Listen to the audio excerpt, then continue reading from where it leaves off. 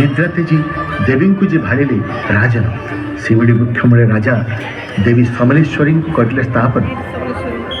शताब्दी शताब्दी धरी देवी होइछंती सेठारे आसीना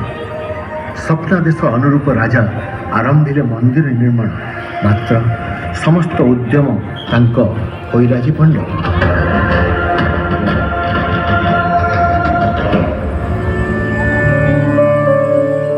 देवी समलेश्वरी परम भक्त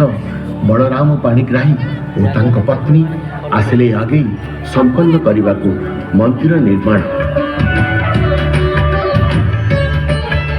मूर्ति तोर दिव्यता और समृद्धिर प्राणवंत रूप बरहा चिन्हित मुख भारी अनुपम भित्तिस्थले माँ भव्य प्रतीक स्मरण मात्र के रोग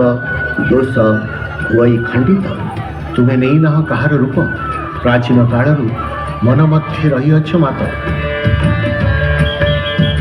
हे देवी समलेश्वरी अटल शांति प्रदायिनी प्रतिध्वनित हुए तो रहस्य पृथ्वी गर्भरू प्रतिवर्ष 3 पर्व हुई पालित पुरपल्ली हर्षोल्लासे हुए विगणित हस्ते धरी पुष्पांजलि सर्वपुरवासी